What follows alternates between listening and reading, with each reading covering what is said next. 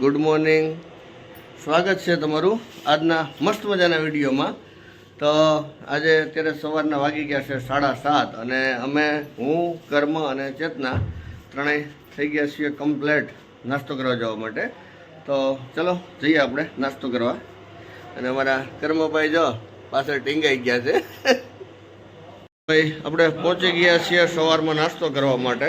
જો અત્યારે અહીંયા નાસ્તો થઈ ગયો છે તૈયાર. અમારા ભાઈ ભાભી ચેતના અને મારા બાપુજી અને કર્મભાઈ બધા બેસી ગયા છે નાસ્તો કરવા માટે. અત્યારે નાસ્તામાં જો વિશેષમાં તો કેવું છે, મગ છે ને, મગ છે, બાફેલા મગ છે અને એમને વઘાર્યા છે અને ભાખરી છે, રોટલી છે અને મમરા છે. તો ચાલો બેસી જઈએ આપણે પણ નાસ્તો કરવા માટે. અને કર્મ માટે સ્પેશિયલ ચાદુ જ છે. મગ ખાવાનું કર્મ કા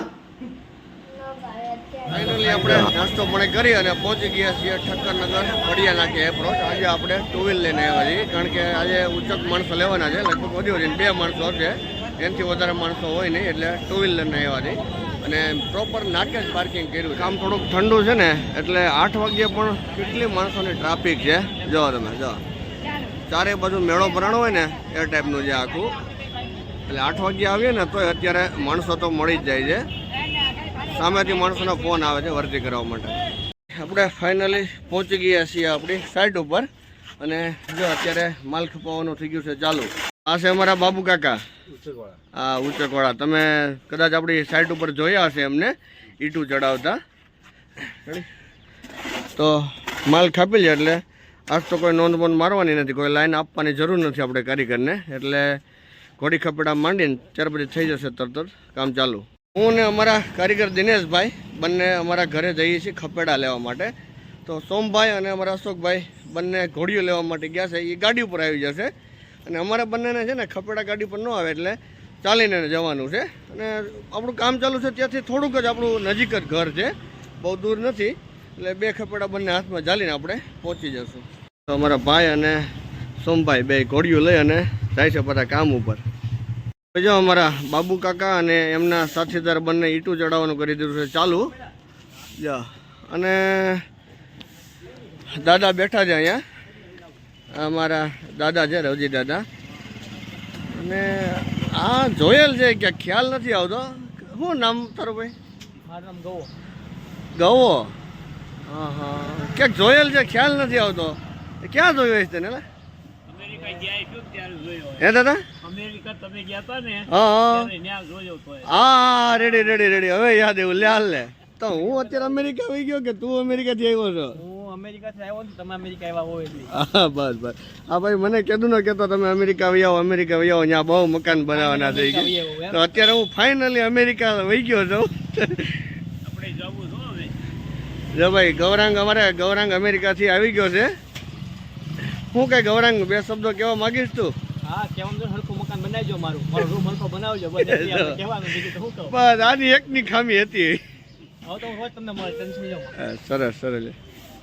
ભાઈ આપણે જવું છે એક કામ બાબત બહાર અને કામ ઉપર અશોકભાઈ છે અને માણસોને કામે ચડાવીને ત્યાર પછી એક ડોક્યુમેન્ટ ઘટતું હતું એ લેવા માટે હું ફરીને આવી ગયો છું ઘરે.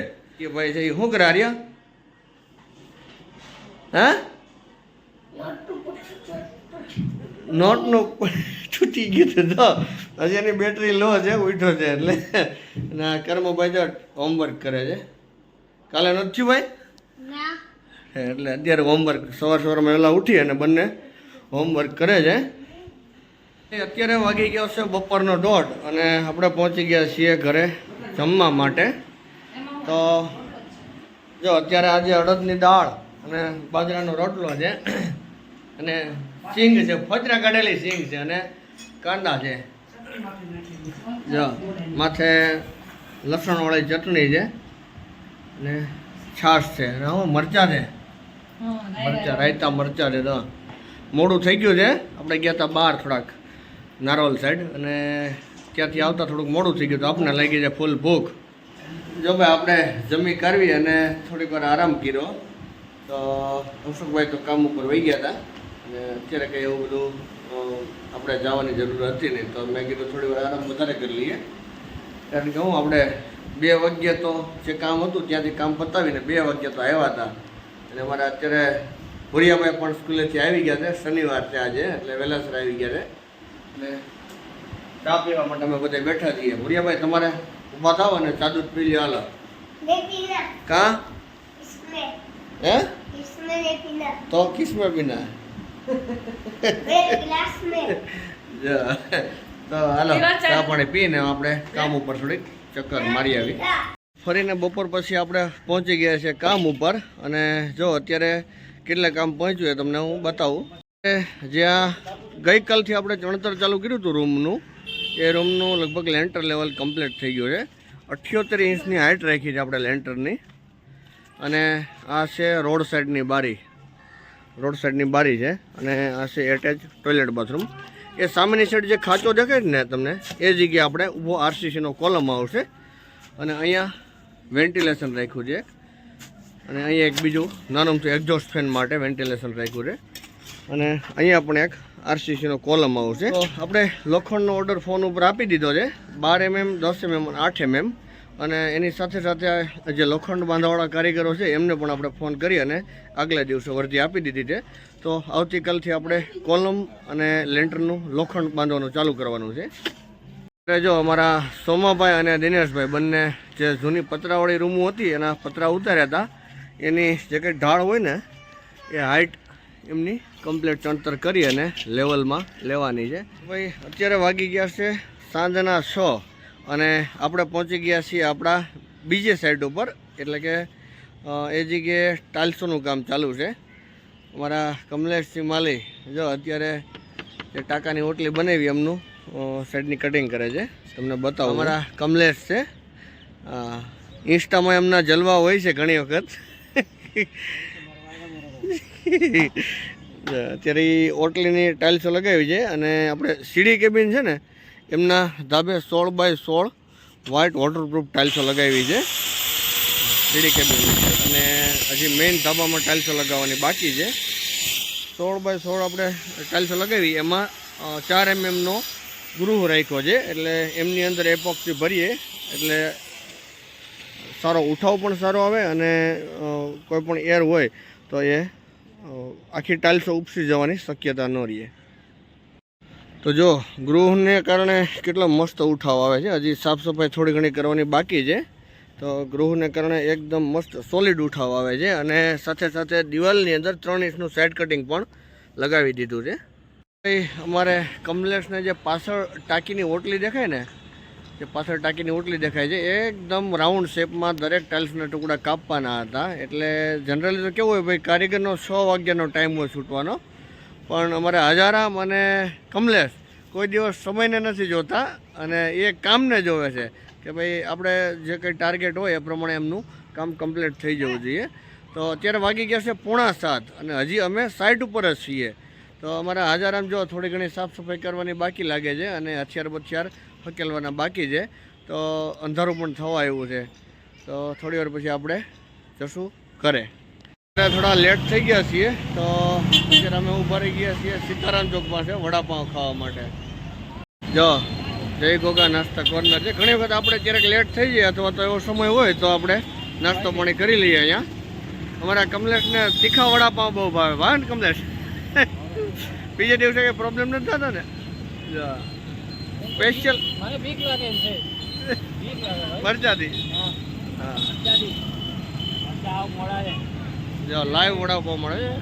અને હાઈવે પટ્ટીના મરચાં હોય. જો પટ્ટીના મરચાંનું કાકા લોટ ડોવે છે.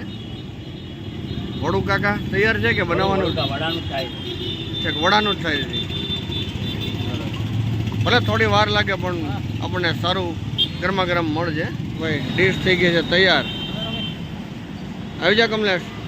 જો અમારા કમલેશ અને હાજારામ બંને આવી ગયા છે લાઈનમાં. અને આપણી પણ ડીશ થઈ ગઈ છે તૈયાર. મસાલો બસાલો છે અને સાથે સોસ પણ છે. જોઈએ આપણે ટેસ્ટ કરીએ. ઘણી વખત આપણે આ જગ્યાએ ટેસ્ટ કરેલો છે. બહુ મસ્ત મજાના. આપણે પહોંચી ગયા છીએ ઘરે અને જો રસોઈ બનવાનું થઈ ગયું છે ચાલુ. જો ફુલકા રોટલી બને છે. અને બીજી બાજુ અમારા આર્યભાઈ નથી ખાવું? આર્ય બીજી બાજુ જો બધાય જમવા બેસી ગયા છે. જો ઘરમાં અડદની દાળ ખાય છે બપોરની, ને દાદાએ જમી લીધું છે. ને ભૂરિયા ભાઈ તાર નથી ખાવું ભૂરિયા? આજે સેટિંગ બગડી ગયું થોડું, ટ્વીટ થાય છે ને મોબાઈલ વગર, એટલે આપણે એને અત્યારે બતાવવાનું છે નહીં. ન ખાવું જ કાંઈ નહીં, 3 દિવસ આપણે એને ભૂખ્યો રાખીશું એટલે ઓટોમેટિક ખાવા મળશે. કારણ કે રોટલી બની ગઈ છે અને બધા બેસી ગયા છે જમવા માટે. અને અમારા દાદાએ જમી લીધું છે, ઘરમાં જમે છે. તો અત્યારે શું છે નમું જમવામાં?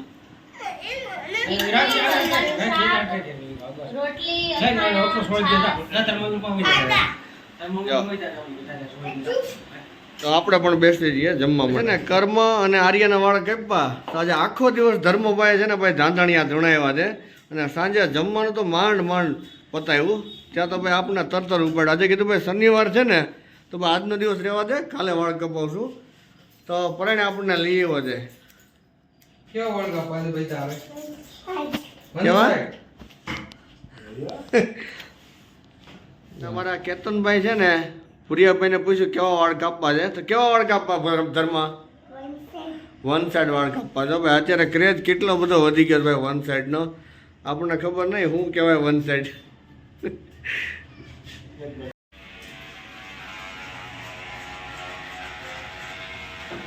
થઈ જાય લે. જો અમારા ધર્મભાઈએ વાળ કપાવી અને નાઈ કરવી અને બેસી ગયા છે હોમવર્ક કરવા માટે. કારણ કે ગઈકાલે અમે કર્મના અને આર્યના વાળ કાપ્યા ને ત્યાર પછી ધર્મભાઈના તોફાન ચાલુ થઈ ગયા હતા અને ધમાલ ચાલુ થઈ ગઈ હતી. તો આ સાંજે ન છૂટકે અમારે એમને વાળ કપાવવા લઈ જવા પડ્યા. આપણે પહોંચી ગયા છીએ ધાબે. અને ધાબે અત્યારે રાતે કપડાં ધોવાય છે. કેમ અત્યારે કપડાં ધોવાય? જો કાલે અમારા સામે એક રવજી દાદા રહીએ ને એમને ત્યાં અમારા હિતેશભાઈનું અવસાન થયેલું છે.